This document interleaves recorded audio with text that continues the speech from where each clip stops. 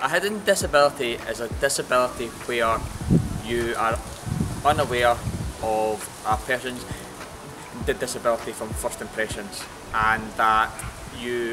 that only occurs once you've started to engage and interact with them, and through answering questions then you will begin to acknowledge that they may have some sort of disability.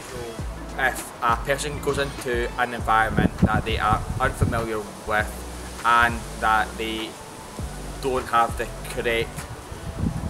cues to control their personalities and themselves, and they're seeking some sort of stimuli to relax them and to calm them down. Within a coaching environment, a hidden disability can occur when a person goes into a coaching session for an environment which they are unfamiliar with, and as such a coach has to enable them to express themselves freely and not be too regimented with structures, settings and explanations until they are comfortable within that environment. And as such, you are ensuring that that person who has a hidden disability is feeling confident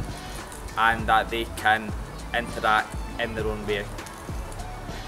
As a coach, when preparing a session for somebody who has a hidden disability, all coaches should be able to plan a session that is specific to each of the individuals that they are coaching, not just for 12 people who are coming to a group session. It needs to be that they're focusing on the ability of each of the individual and that they're catering for the needs of that child, and as such that ensures that the child comes back week after week. Additionally to that, you can have various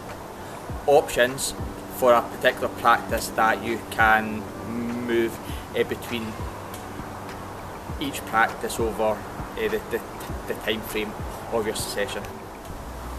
Situations and issues may not go to plan, and as such, as all coaches, we need to just make the most of our experiences and to try and to encourage that participants'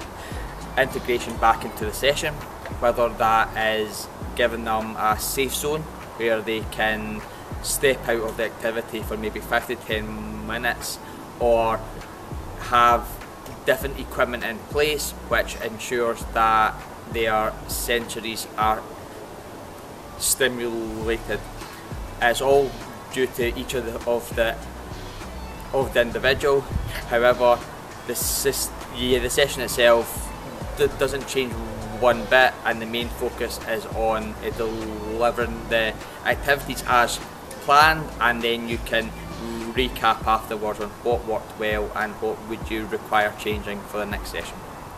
As coaches, sometimes we have the perception that we don't have the experience or the understanding of coaching people with a disability. However, you do have the experience. It's all about putting that theory into practice, acknowledging the fact that you may make mistakes along the way. However, if you ensure that a positive environment is created and you've got a really trustworthy relationship with the parents, teachers, any third-party organisations where you can get as much information and support as possible, then your session and their encouragement throughout that session is going to be spot on. I think we need to ensure that we are providing a really good opportunity and we're thinking about the participant at heart in everything that we do, and we're focusing on the ability of that child rather than their disability or their impairments. It's an absolute pleasure being at Scottish Curling's coaching conference here today.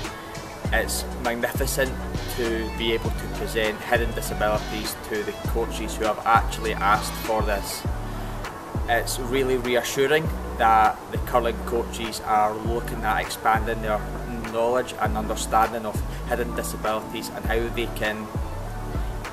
insert the understanding that they've gained today into their own coaching experiences and their own coaching sessions, but as well as providing their clubs the necessary control